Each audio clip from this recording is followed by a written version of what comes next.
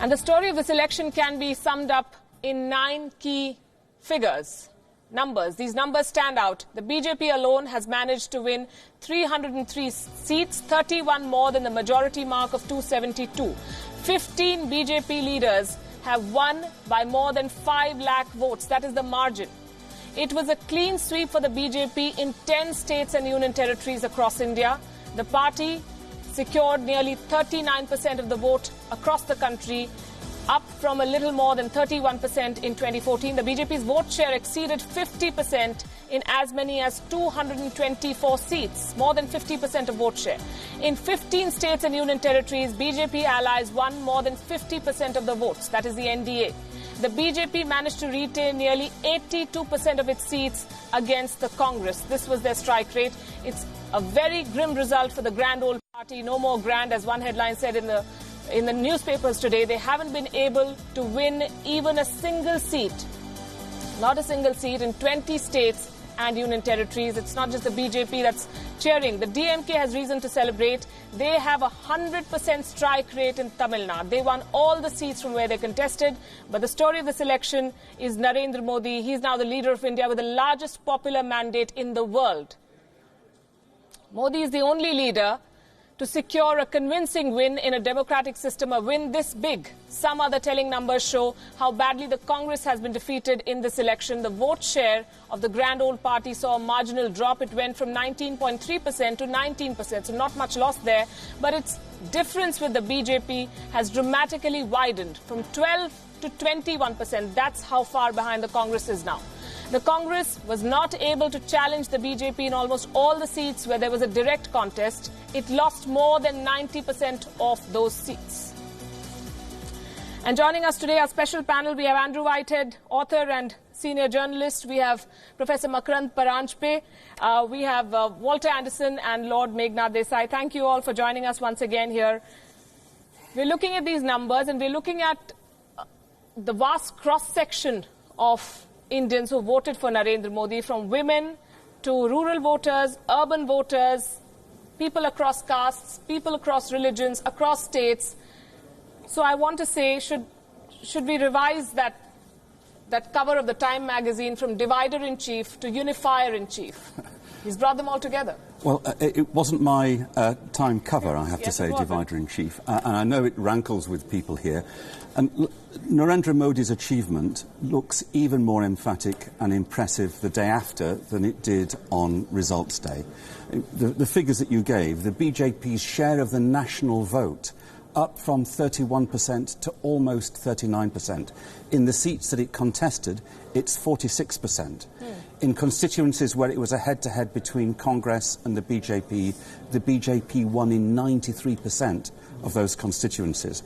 They saw off the Mahagathbandhan, they sustained their strength across the Hindi belt, and they made a major breakthrough in West Bengal, taking 40% of the popular vote in that state. So, I mean, there are exceptions, but Narendra Modi has demonstrated his popularity across the nation, across caste barriers, across gender barriers, across barriers of religion. I'm less convinced. Okay, let's take that with Professor Paranjpe. Unifier-in-chief now? Oh, absolutely. In fact, I wrote about this after the Time magazine cover story. I wrote a rebuttal, and I said precisely this, that if anything, he's unifier-in-chief, because we've moved from the divide et impera narrative of the British Empire, which the Congress inherited, to this grand national narrative, Onward India, you know, which is a narrative which is inclusive, as you said, across caste lines, beyond the caste calculus, beyond community, the gender bias, north-south divide. Though I must say that the BJP hasn't done that well in the south of the Vindhyas, but Karnataka is an exception. And they've already got an eastern corridor all the way to Arunachal Pradesh. So I think this is a decisive mandate, and all these labels, you know, Hindu fascists or, you know, intolerance debate, award wapsi, all these labels that were attempted to be foisted on both Modi and BJP have now been comprehensively defeated. What's your take on how colossal this win has been and how across sections people have voted for Narendra Modi, does he still look to you like a divisive figure or somebody who's brought all these, he's transcended all the traditional barriers of Indian politics? You're right, and among the groups that he got, which was somewhat surprising, is the youth vote. He got that as well, beside all the other groups that you mentioned. So there's something, his charisma and trust in him and the future that obviously, has an enormous impact on many Indians. Even in the South, the BJP has established a footprint in the South, which it didn't have before. If you look at the statistics in the 3 states of the South, where it still is relatively weak, but it's considerably more than in the past, and they actually have won some seats in the South they didn't have in the past. And as I mentioned, that's the place to watch, because in fact there is a structure. The RSS has a structure in the South which they can use for the BJP as it grows. They did that in West Bengal. 40% of the vote share. Yes, but it was the building of that was done by an RSS Pracharak, using the RSS network to help them on that. And the same thing was in Orissa and the Northeast. I think you're going to see that in the South as well. Now, much, of course, will depend on how successful the Prime Minister is in his policy perspectives, particularly job creation. And in the South, there is a particular problem on lack of jobs and how well he does in doing that. And I know we may get to the policy issue, but I think this is where his focus is going to be next, is on policies, particularly on major policies, on economics, because there is a problem. Right. We'll come to the policies, but you also mentioned the youth vote. So if you look at the vote share, it makes for a very interesting study. The Congress's vote share from 19.3% to 19%. They more or less kept it. The Samajwadi Party has kept its vote share. The Bahujan Samaj Party has kept its vote share. But the 10 crore new voters have all gone to Narendra Modi, which is why his share has increased from a 31 to a 39%. I think everybody is missing out that there has been an enormous change in India, partly because mobile telephony and sort of internet and all that. Even in the rural areas, people are no longer isolated or unaware of what is going on. They can connect quickly. They can see things on television. They can buy things, and so that kind of melting pot kind of thing. So Narendra Modi, I would say, is the first all-India Prime Minister. That would be my guess. He has reached every part of India that is possible to reach. And compared to, say, Jawaharlal Nehru or Indira Gandhi, there's only 2 other comparisons. And he represents a maturity about his attitude. I thought his speech yesterday was fantastic, because as he spoke without any notes, very extempore, but it is a very thoughtfully crafted speech. He knew what people were worried about. And he was saying, listen, don't worry, the Constitution is all right. I will abide by the Constitution. I'm not going to take, there's no vendetta. I forget what was said about me. Badniyat se kuch nahi karenge. So in the first time he came to power, he said, I am everybody's Prime Minister. Yeah. I am Prime Minister of those who voted for me and for those who did not vote for me. And he sought to give out the same message, and he's added to his Sabka Saath, Sabka Vikas. Now he also says Sabka Vishwas. So I think he's also coming from there, saying that... Yeah. But the Sabka Vikas, a lot of people were saying during the election campaign, oh, where is Sabka Vikas? What they did not notice, that down below in the grassroots, so the effect of Sabka Vikas was felt, which is why women voted for him, why in the rural areas BJP got vote, because they had seen the benefit of electrification and toilets and all those things. And I think the analysis was very superficial. They went on talking about demonetization or GST, which I think they're sort of front room business. At the back of the house are the real issues, and he knows the real issues are at the back of the house. Right. And you have to look after that. I'm talking to someone who said that the Modi wave in 2014 began from urban India, the aspirational middle class, to rural India. And over the last 5 years, he's captured the vote share, the mind space, the confidence of rural India as well. I think a reason for that is an issue we really haven't addressed, and that's information technology and social media, which has had an enormous expansion in India over the last 5 to 10 years. I think that's had an effect. You now have people out in the smallest, most remote village who can now look at events that are happening in India as a whole and internationally. And I think that's happening. And I think what you see in this election is one of the effects of the spread of information technology in India, and which is, I think, a really amazing development. And what that does, it undermines the power of traditional institutions, like in the caste structure. The traditional institutions no longer are the major medium of transmitting information. Information technology is. Right. So the images that we saw today, after that campaign, a very bitter campaign, the first two leaders he chose to go and see were Murli Manohar Joshi and LK Advani, people who nurtured him as a political leader, who helped him grow, and then were unceremoniously, some say, taken out of the party. Do you believe that this is the beginning of the process of rapprochement from Narendra Modi? I think it was an important signal within the party to pay respect to the elder statesmen of the party, and Murli Manohar Joshi and LK Advani are the two elder statesmen of the party. They're both, for different reasons, bruised. I suspect Murli Manohar Joshi is still sporting those bruises, but they're gracious enough to recognise Modi's success, and Modi and Amit Shah are gracious enough to recognise what Advani and Joshi did in terms of developing the BJP from a very, very low base. But I think it was an important symbol above all for the party. And also it's trying to say, it's not only acknowledging the elder statesman, it's a sign that he's going to bring the party together as much as he possibly can. Right. They say you show humility in victory and grace in defeat. Is Narendra Modi, according to you, showing the way to his party leaders and his followers that the election is over and now we need to take everyone together and work? Absolutely. I think he's building a grand consensus, a grand national consensus by being inclusive. But I think what's really important to note, it's not that we haven't had towering leaders in the past whose appeal extended across all boundaries.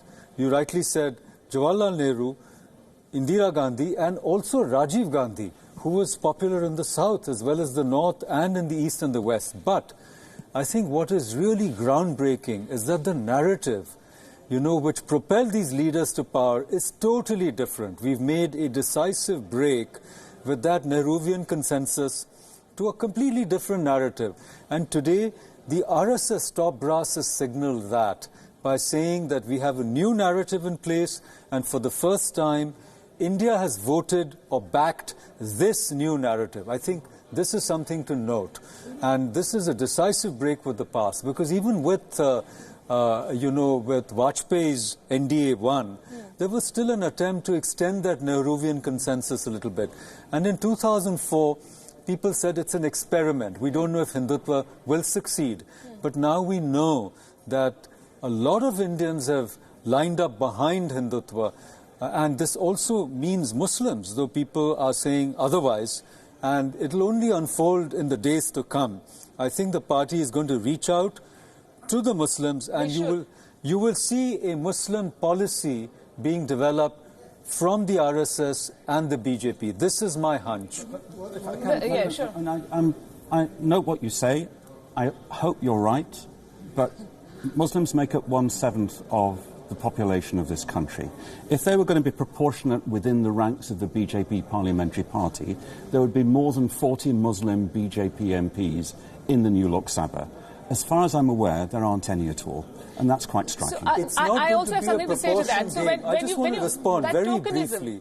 We can't play this game anymore, that only Muslims can represent Muslim interests, only, Dalits can represent Dalit interests. But in a representational democracy, you would expect everybody to be there. Well, that's why the separate electorates of Jinnah was voted out by the Congress. We can't play that game. For most political parties, that tokenism is gone. So I have issues with reservation when you say that women representatives can best represent women's cause. I think winnability is the new criterion for most parties and leaders to be fielded. The overall picture tells a story. it does. No, listen, I thank you for saying that, because we never say there are not enough women to represent women, but we always say, but looking at the numbers of Muslim MPs in Lok Sabha, which is now 25, and it more or less has been that kind of thing. Occasionally it has gone up in the 1980s, but it's sort of back to where it was in the 1950s and 1960s. So, it's partly because other parties have been frightened of selecting Muslim candidates. Congress, for example, is completely frightened of. And so, and BJP always puts up Mukhtar Abbas Naqvi whenever they have a kind of spokesperson. So I agree with as Walter said, they will develop a Muslim policy. Because RSS has also got a sort of thesis on, we are all Hindus and with different religions. They are not like the Savarkar. They don't have the Hindutva notion. They say we are all Hindus, we are all territorial Hindus, and our religions are different. So that is, and another thing is that the Nehruvian vision was top down. This is very much working in grassroots. Right. It reflects what grassroots believe in. Exactly. I want to bring in more figures here, and that's a very interesting point you made on what he's going to do next and what kind of policies. The BJP, we know, has breached the 300 mark. With NDA allies, they control 2/3 of the Lok Sabha now, or will control if one more party joins them. The 2/3 mark allows a political party great elbow room in Parliament and in parliamentary politics. It enables the government of the day, to take major decisions. What kind of decisions can they now take? They can make constitutional amendments. The NDA has won 356 seats in the Lok Sabha. It's just a few seats shy from 362. The majority mark, that is the mark for the 2/3 majority. And the BJP is now in a position to reach out to a few friends, regional friends. The party is also now in a position to win a simple majority in the Rajya Sabha. This will allow the Modi government to push bills which the opposition has been blocking over the last 5 years. The Rajya Sabha has 245 MPs, of which 241 are elected and 4 are nominated by the president. Now, to win majority in the Rajya Sabha, the NDA needs 163 seats. At the moment, they have 97. But considering this year's sweep, the BJP has a good chance to touch the 2/3 mark in the next 2 years. In the next 4 years, several states go to the polls. This includes Maharashtra. It's a very big state. Haryana, Jharkhand, Tamil Nadu, West Bengal, Kerala and Assam. Depending on the results from these state elections, this election may impact the numbers in the Rajya Sabha as well. So what can the BJP do with this kind of majority? Like we said, it can make constitutional amendments. It can then think about fulfilling some of its ambitious plans. It can take steps to remove Article 35A from the Constitution, along with Article 370. The Article 35A gives Jammu and Kashmir a special status. The BJP has promised to do away with this, but hasn't done it so far. In fact, the BJP can also undertake much-needed economic reforms, bolder steps maybe. With a 2/3 majority, it will be able to pass the land acquisition bill. 2/3 majority also gives immense power to a party, the ruling party, of course. It allows the BJP to remove a Supreme Court judge, the Central Election Commissioner, even the President of India. They are going to be very, very powerful. So my question then is that without this kind of power and without having to do the core things in their manifesto, the Ram Temple, 370, 35A, without touching those things, they still consolidated the Hindu vote and won this kind of a majority. Do you believe that they will bother touching those things in the next 5 years? Well, Ayodhya is before the courts, I believe, and I think that will be allowed to proceed. Article 370, which is the article which gives a nominal special status to Jammu and Kashmir. I say nominal because the actual meaning of it has been diluted greatly over the decades. There's very little actually that is different about Jammu and Kashmir. They hold elections every 6 years. They're allowed to, rather than every 5 years. They have their own constitution. They have their own flag. There's differences of terminology. That's just about it. All the things that didn't previously pertain.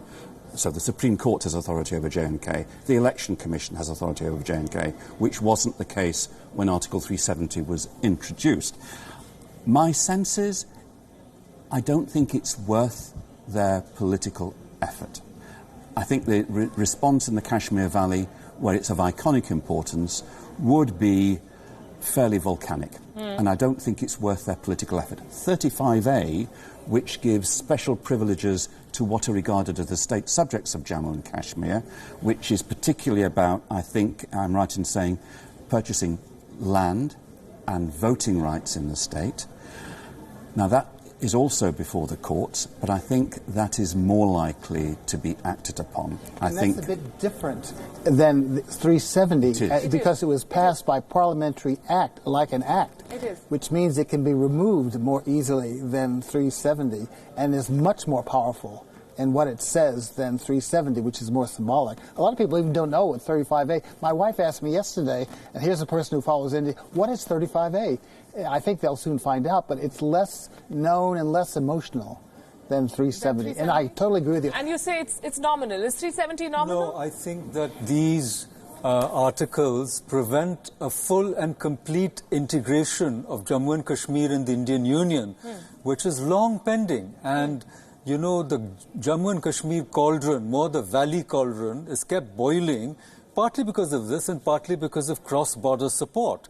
And I think this government should, and I hope will, act decisively to bring about this integration and take whatever steps are required, whether these are constitutional, But he said in his speech yesterday that I will not touch the Constitution. No, but what does that mean? It means that the rule of law, if you can change, the Constitution of India has been changed several times, dozens of times, okay?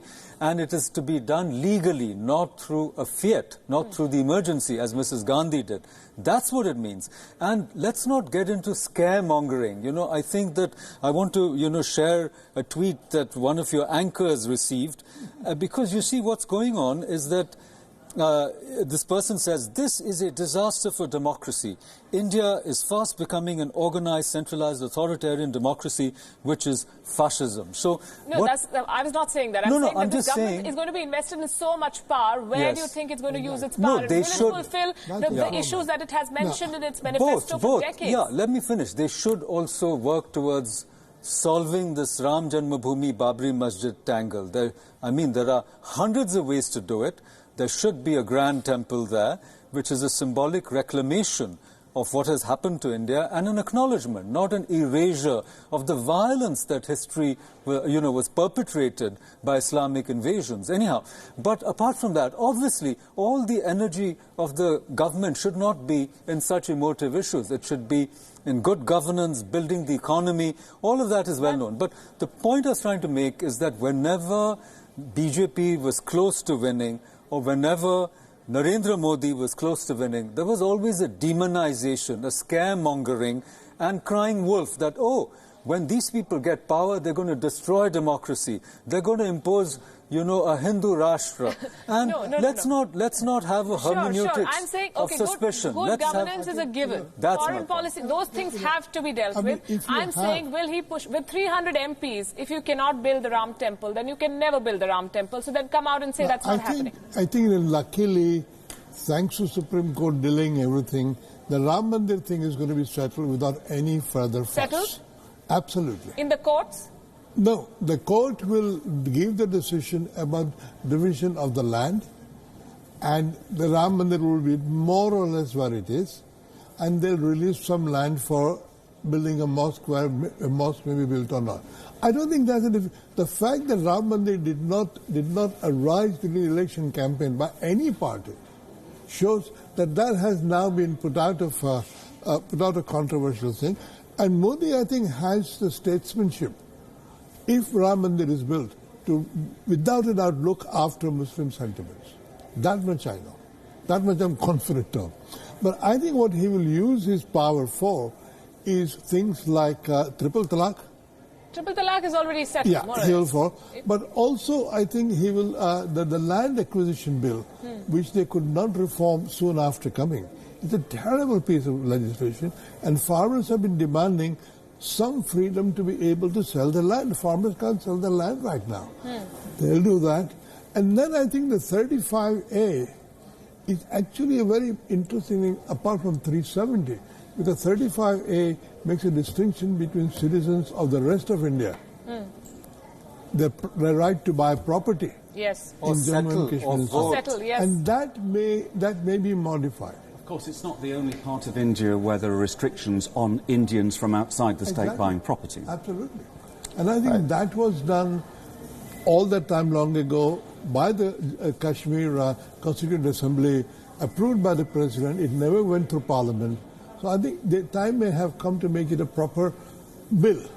There will also be educational reforms, I think. That's on the cards too. You can amend 35A, you don't have to remove it.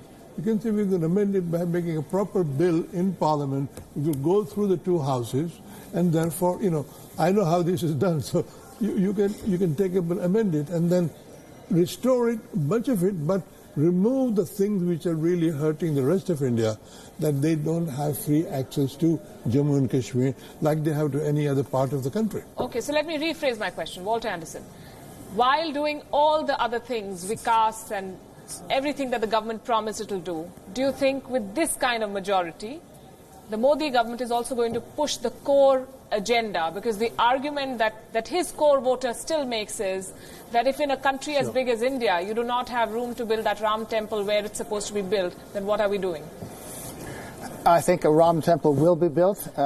He has said, and the head of the RSS has said, and so has the Congress leadership said, that, let's let the courts make a decision and then we'll move from there. The courts are supposed to rule on this in August. In the past, they pushed the can. There's also mediation going on right now. Well, that's true, but I don't think that's going to get anywhere because the various sides can't agree. And they've tried this before. Subramaniam Swamy was put in charge of one mediation effort, and he tells me that it was total disaster. They won't cooperate with each other. That time there was somebody else there. What's that? I said there were other players at that time. Yeah, but he was asked, including Sayyid Shahabuddin, to bring who people was very together. recalcitrant. It didn't work. But in this case, I think it will happen. The Ram Temple represents something significant in much of the Hindu mind. But I think he's going to be cautious. Let the courts rule. I think he's anticipating the courts will make a decision of some kind or another. And all the major parties agree there should be a structure. Even the Congress agrees there should be a structure there. They probably have to do something conciliatory regarding Muslims. Speaking of the issue of conciliation, I've been somewhat, amazed at how conciliatory the Prime Minister has been. We just saw his conciliatory gestures toward the two grand old men of the BJP, Murli Manohar Joshi and Advani, both who have felt kind of left out. And do you look at the praise that was given to both of them? It was incredible, the praise. They were personally visited by Amit Shah and by the Prime Minister. The Prime Minister fell at Advani's feet. Yes. Yeah. Advani was, in many ways, his protector in the past, and he doesn't forget people who do favors for him. And in many ways, I think that has an appeal to the Indian psyche of who they are. Right. Is you respect age. Yeah. Yes. And he has look at his relationship to his mother. I mean, he makes a major effort to show his mother every honor that there is. And I saw yesterday his mother, what is she, 96? She was waving. She went out on the street, and there were two women who were trying to help her. She said, no, walk on myself. And that's a gesture that I think it, has an impact on many Indians as they look at this lady and the relationship of her son to him. Now, we're going to get into policy issues, but you talked about the Rajya Sabha is soon going to have... No, I want to say one more thing about the mother. So the pictures of his mother come out on TV, and what people take from that imagery is incredible. The kind of things they notice. So they say that we have very rich people with their children in positions of power, and then you have the mother of a prime minister who's sitting on a plastic chair in a small house, and she's not gotten any of the benefits of her son being a prime minister. She still leads the same life, and that is why he respects the prime minister. That's the kind of response that those images get. I think so. I think many people look at that favorably. He's not playing favorites with he respects his mother and his brothers. See, to accuse him of corruption after those images becomes very hard. It can't stick. So there's a lot of messaging in these, images that you see when none of his relatives has benefited or has enjoyed the perks of office, and he doesn't have any descendants to look after. It's not a family concern. Well, I think that is the big change from Nehru in India, where Nehru went to Harrow. He was educated in the UK. Indira went to Oxford. Rajiv went to Cambridge. I'm not quite sure where Rahul went, but nevertheless, you've got the picture. So it's a hugely privileged dynasty. Perhaps. And Narendra Modi's story is dramatically different. We all know that story. And we now know that this wasn't just a one-off in 2014. He's captured the imagination of the country. Yes. And he represents the political will of the country. And that's the big change. And it's such a different story than the one that we get from the Nehru-Gandhi dynasty. One more thing, since you mentioned Jammu and Kashmir and we've been talking about it, the result from Jammu and Kashmir is very interesting. So Mehbooba Mufti tied up with Narendra Modi after the last election and she became Chief Minister. And yesterday, out of the 6 seats, the NC got 3 and the BJP got 3. Mehbooba Mufti has lost her own seat. She came third in her own seat. Yes. And she has put out a tweet acknowledging that her supporters have punished her for the things that she did wrong. In other words, tying up with the BJP. In the Kashmir Valley, and the political culture of Jammu and Kashmir is very distinct. In the Kashmir Valley, there are 3 seats. All have been won by the National Conference. The National Conference is the only party, I think, which made an issue of Article 370 in the general election campaign. No, both. Omar Abdullah said he wanted Article 370 restored in full. So he wanted the full autonomy envisioned when Article 370 was drafted, which is a much greater level of autonomy than the state currently has. So if he joins hands with the BJP, they're both done for, the regional parties then? Omar Abdullah will... there are state elections that we expect to be held in November. They're late, but we think they'll be held in November. It depends how high the turnout is. It looks to me as if the National Conference will do very well in the Kashmir Valley, and the BJP will again do very well in Jammu, and we might face deadlock in the State Assembly, which we've had really for quite a few years. I also want to add that Burhan Wani's associate Musa was shot dead. So the message is that if you're going to pick up the gun, if you live by the gun, you'll have to die by the gun, you know. And I think once the messaging changes, it is not difficult in 20 years to change the mindset of the valley. Somebody said yesterday it's impossible. I disagree. 20 years, you can change people's minds. It's one generation. The valley's been waiting a long time for a little bit of love and attention, and it doesn't feel very loved at the moment. And we now have... spare the stick and spoil the child. Well, Kashmir is very familiar with the stick, and we've had, since 1989, we've had 30 years of insurgency. It will be crucial to see how the Kashmir State Assembly elections go and what stance BJP takes at that time, which is going to come very soon. Right. That will be the test. That will be the test, and we'll see how hard they fight on 35A. Yes. We'll have to wait.